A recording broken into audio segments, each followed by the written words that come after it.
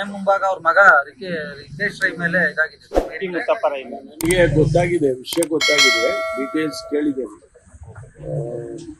ರಾತ್ರಿ ಸುಮಾರು 1:30-2 ಗಂಟೆ ಸಮಯದಲ್ಲಿ ಆಗಿದೆ ಅಂತ ಹೇಳಿದರು.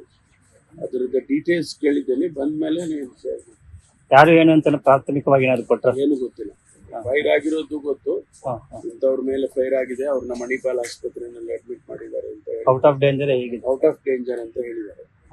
ಸೊ ಫರ್ದರ್ ಡೀಟೇಲ್ಸ್ ಅನ್ನ ಕೇಳಿದ್ದೇನೆ. ಅವರು ಈಗಾಗಲೇ ಅಲ್ಲಿ ಪೊಲೀಸ್ನವರು ಅಲ್ಲಿ ಎಲ್ಲ ಎಕ್ಸ್ಟ್ರಾ ಕೋರ್ಸ್ ಎಲ್ಲ ಹಾಕೊಂಡು ಅಲ್ಲಿ ತನಿಖೆ ಮಾಡೋದಕ್ಕೆ ಎಲ್ಲ ಪ್ರಾರಂಭ ಮಾಡ್ತಾ ಇದ್ದಾರೆ.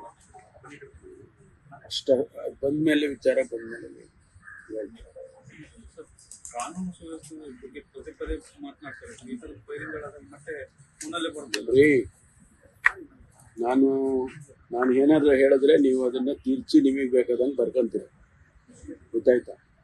ನಮಗೆ ಇವತ್ತು ಈಗ ತಾನೇ ಬೆಳಿಗ್ಗೆ ನನಗೆ ಕಮಿಷನರು ಬ್ರೀಫ್ ಮಾಡ್ತಾ ಇದ್ವಿ.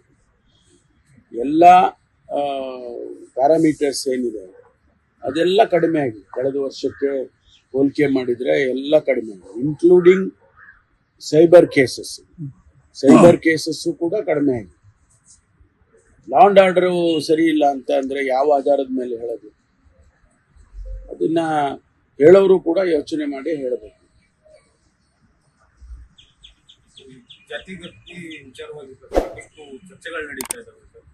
ಪ್ರಮುಖವಾಗಿ ಕ್ಯಾಬಿನೆಟ್ ಹೋಗಿದೆ ಸರ್. ಅಂದ್ರೆ ಎಲ್ಲರಿಗೂ ಅಭಿಪ್ರಾಯ ಮಂಡಿಸಕ್ಕೆ ಅವಕಾಶ ಸಿಕ್ಕಿಲ್ವಾ ಇದೆ ಸರ್?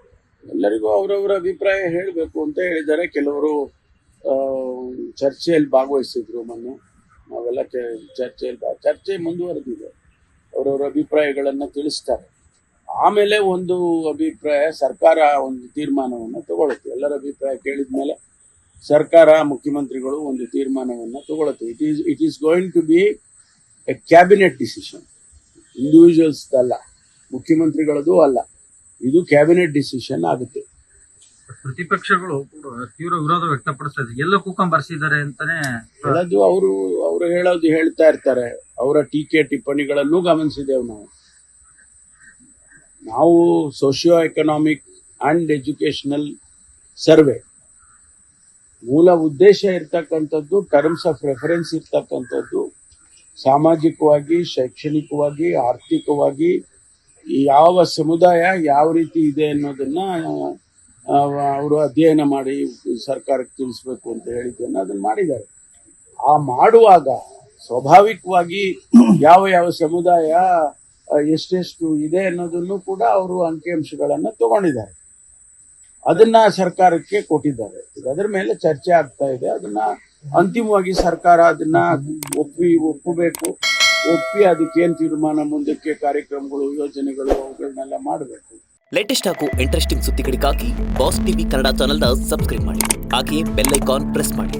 ಇದರ ಜೊತೆಗೆ ಫೇಸ್ಬುಕ್, ಇನ್ಸ್ಟಾಗ್ರಾಮ್, ಎಕ್ಸ್ನಲ್ಲೂ ಮಿಸ್ ಮಾಡದೆ ಫಾಲೋ ಮಾಡಿ.